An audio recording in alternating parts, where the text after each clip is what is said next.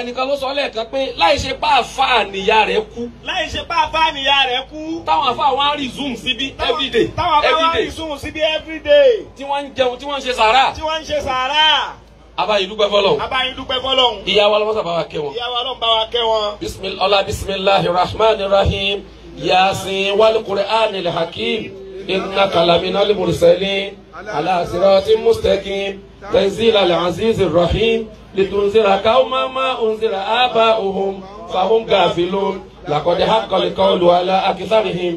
hum la yu'minun inna ja'alna fi a'naqihim aghlalan فهي إلى الأذقان فهم مكمحون وجعلنا من بين أيديهم سدا ومن خلفهم سدا فأغشيناهم فهم لا يبصرون وسواء عليهم أنزلتهم أم لم تنذرهم لا يؤمنون إنما تنذر من اتبع الذكر وخشي الرحمن بالغيب فبشره بمغفرة وأجر كريم إنا نحن نحيي الموتى ونكتب ما قدموا وآثارهم وكل شيء أحصيناه في إمام مبين واضرب لهم مثلا أصحاب القرية إذ جاءها المرسلون إذ أرسلنا إليهم اثنين فكذبوهما فعززنا بثالث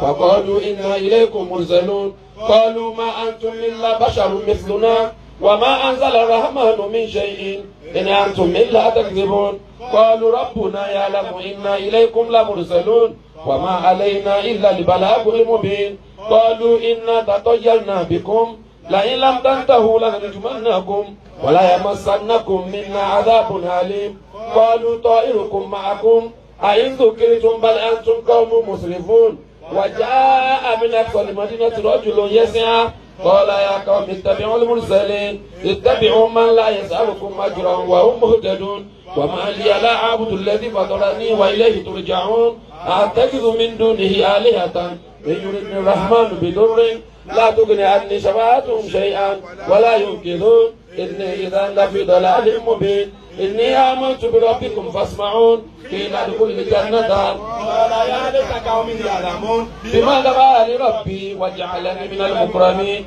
وما أنزلنا على قومه من بعده من جند من السماء وما كنا منزلين إن كانت إلا صيحة واحدة فإذا هم خامدون يا حسرة على العباد ما يأتيهم من رسول إلا كانوا به يستهزئون ألم يروا كم أهلكنا قبلهم من القرون أنهم إليهم لا يرجعون وإن كل لما جميع لدينا مهدرون وآية لهم الأرض ميتة فأحييناها وأخرجنا منها حبا فمنه يأكلون وجعلنا فيها جنات من نخيل وأعناب وفجرنا فيها من العيون ليأكلوا من ثمره وما عملت أيديهم فلا يشكرون